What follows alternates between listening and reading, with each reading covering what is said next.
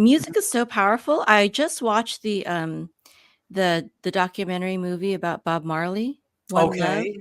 Yeah, tell Eh, me about that. I haven't seen it, but I've heard from so many people, so many great things. Yeah, I liked how it was actually his wife that co-developed it. The story that she really wanted to highlight through that movie was how he brought together warring factions in Jamaica through music. And because of that, I get people didn't, there were some people that didn't want peace. So Right, they tried to assassinate him. right. It was a failed attempt, but he brought together, very opposing parties, in a concert of love and peace. And I didn't realize how motivated by his faith he was, and he broke down a lot of barriers, in terms of class and There race, you go. and yeah, it was a very beautiful thing. The Jazz for Peace poem talks about Bob Marley without mentioning him by name. Basically, we are trying to carry the torch from the predecessors who came before us and laid a foundation for us to build on. And Bob Marley is one of those people. And I'm going to just tell you something personal now. One of the most highlights, I mean, I just can't tell you how honored I was. I was skiing at a mountain in Utah. And I'm skiing with my ski friends, and there was a lift. It was a little off the beaten trail, this lift, and the lift operator was kind of adventurous. Maybe he was bored or whatever. He started putting famous quotes up on the lift line. You go through the lift, everyone would see the quote before they get on the chairlift. And one day he had this quote. Okay, and here's the quote. Oh man, here it is. Oh, man. Bob Marley quote. It's a Bob Marley quote, and here it is. It is: "The greatness of a man is hardly in the amount of wealth he has acquired, but in his integrity and his ability to cause positive effects on those around him." Now, that Hmm. was all he could fit on the little sign, before you get on the lift. But even the extension of the quote, it keeps going. It is the creation of peace too, to build up a positive atmosphere around you. What you reach out towards people will return to you. And the more love and friendliness you share, the more you will receive in return. Now, this is, a great quote. Now, I just happen to have a famous quote as well that is on Famous Quotes websites. And so one of my friends told the lift operator, and the lift operator, really? This guy? Yeah, he has one. Go Google. So he Googled me. And the next day, I was the quote of the day the next day. So I got to follow this amazing quote by Bob Marley. I got to follow.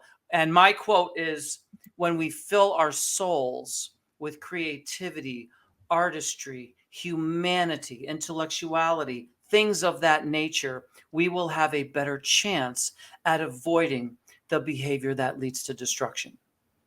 Yes, absolutely. That's a great quote, and so true. Well, I just said it in an article, and it got lifted from the article shortly after 9/11. So just something I said off the top of my head when the person was asking me, because I had written a poem on the day of 9/11, which I called Jazz for Peace. In the Bob Marley movie shoot, the wife was wearing a Star of David. I think they were trying to, like, maybe subtly, say that they support Israel through that. Well, we have a proposal to address that situation. And we all of a sudden we started to get a lot of impressions on a social media platform. The specific one was LinkedIn. And our posts were getting so many impressions that we received a message from LinkedIn saying that our posts had combined over 1 million impressions in 1 week. So we decided we would run a poll for 2 weeks on LinkedIn, where you could choose 3 different options. One was the peace proposal plan of Jazz for Peace, with a link to click on to see all of the frequently asked questions and all of the stuff, so you could study it and see what we're doing. Questions that had been asked to us by Israeli people and Palestinian people, which we had answered, and then to keep the situation as it is or to escalate it. And the Jazz for Peace proposal was chosen by 96%. So 96% of Israeli people, 96% of Palestinian people, and 96% of people around the world, they all had a say in it. So what we're saying is, hey, wait a minute. The proposal that Jasper Peace is offering, the vast majority of Israeli people are choosing it. Why don't you give them a chance, Israel? And the vast majority of Palestinian people are choosing it. Why don't you give the people a chance, Palestine? And the vast majority of the world is choosing it. Why don't you consider what the world thinks? Why don't we give the people a chance to tell whoever's running these, bombing, doing all this bombing? Why don't we give them a chance to look at what the people are saying? And the people are saying that they want what we are suggesting, which is a ceasefire with funds that are already allotted for military exercise to instead be channeled to outstanding causes, which will help all of the people in the region.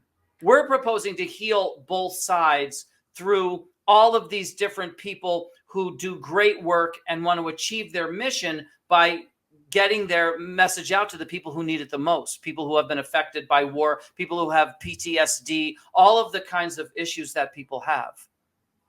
Yeah, I think the problem is that whenever aid is sent, and the United Nations sends aid to Palestine, America sends aid to Palestine, Israel itself sends a lot of aid to Palestine. The problem is that when we try to send aid to Palestine, it's Hamas that takes the aid and does stupid things with it, like either lines their own pockets and builds, mansions and stuff like that, or builds terror tunnels, Right. or pays, or they take the money and they use it to fund terrorism. Right, but check it out.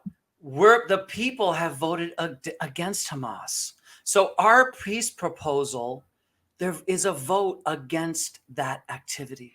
But Palestine didn't necessarily vote against Hamas. Palestine did. The people did. Here's what we have. We caught people in the Middle East that would not vote. They were sending us pictures from Gaza and they wanted us to promote the pictures. But when it came time to vote, they actually want to keep the bombing going because it makes people so upset and disturbed. Do you know what I mean? So they want the rest of the world to become more and more disturbed with the bombing. Okay. So we caught people. What you're saying, we actually caught people doing. I can tell you a story. I mean, one person had been sending us things from Gaza. And when we asked him, did you vote? There was a big pause. Then there was a yes. Finally, after a long pause, a yes. So then, because of the way this vote was set up, we were able to look up that person's name. That person did not vote to end the war. He voted to keep everything going. So in other words, what he's doing is he's trying to say, no, we want to keep, because all of this bombing creates dissent around the world to those who are doing the bombing. Do you see what I mean? So he wants to make the world hate Israel more. Yeah, you follow me? Exactly. That's what he was doing, because we caught him. And you know what? When we said, are you sure? He changed his vote because he didn't think that we would notice.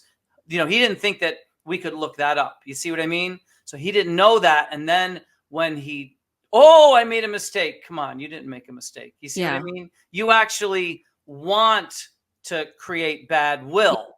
We want to stop the deaths immediately. And we feel our proposal is worthy of review. And the people who have reviewed it are looking favorably on it, because I'll be honest with you, if I could save a life now, how many lives are we going to lose as this goes on another month? If there's any way we could stop it now. And the people seem to like what Jazz for Peace has proposed. It's frustrating for us because our ceasefire stops Hamas from what you're talking about. Do you see what I mean? And it also stops Israel, though, from continually bombing. It really stops Zionists and Hamas. It stops both extremes. That was the other part that I wanted to talk about is let's not just talk about Palestine. Let's talk about Israel. Right. From what I understand, like Israel is so militarily and technologically advanced when compared to Palestine. Right. It's ridiculous to think that it was just an oversight that they didn't know that the October 7th event was going on. I've heard that Egypt warned them and their own military warned them and their own citizens warned them, especially the ones that lived at the border, that they saw Hamas training, that there was even, that party, the music festival that was going on. Right. At first, when they petitioned to have the party at that location, which is a bold move, by the way, to have a music party like that at the border, they wanted peace. If they're gonna hold that music party at such a dangerous place, they were trying to be like Bob Marley and like they're trying to bring people together, right? Okay. But anyways, initially the commander general, or I don't remember what his title was, he rejected it. He said because Hamas has been doing a lot of military training lately and we're concerned about what is happening. But then I heard that his superior overruled him so that they were able to have the party instead anyways. And so there's really no reason. I heard also the troops that were stationed there during that day, they got moved to some location where there was no threat at all.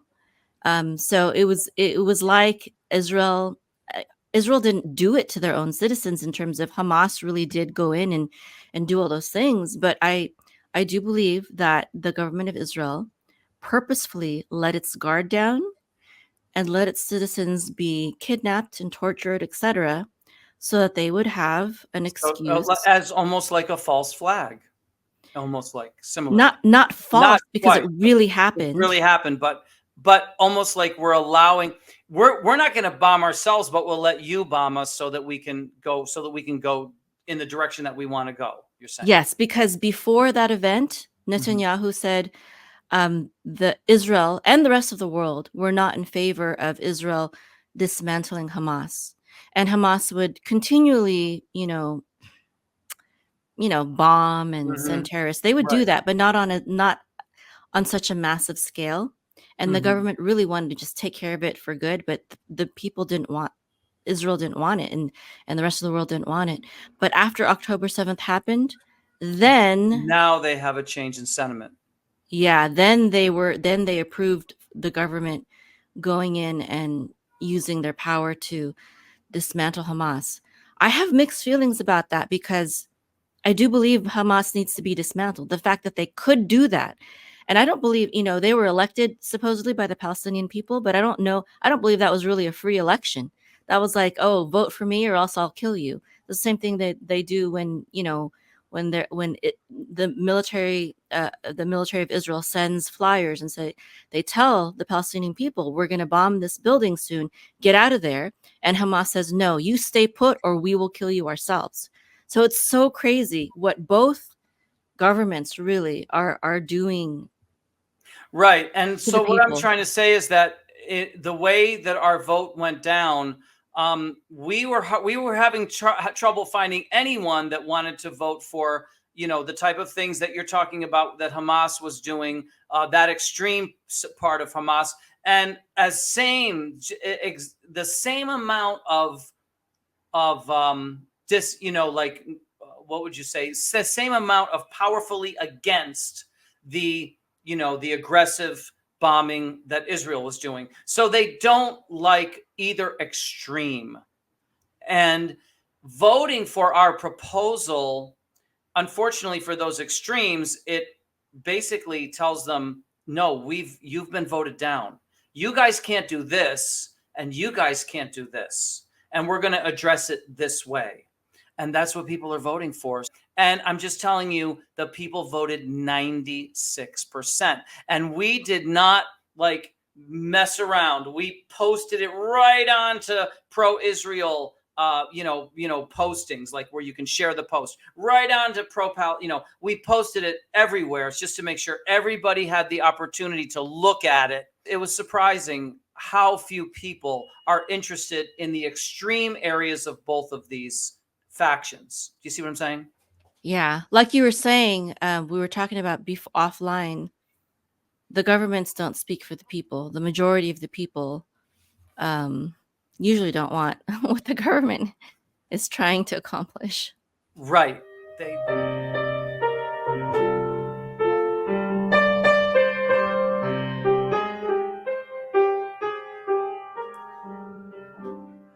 Tristeza não tem fim. felicidade sim. A felicidade como uma pluma que o vento vai levando pelo ar.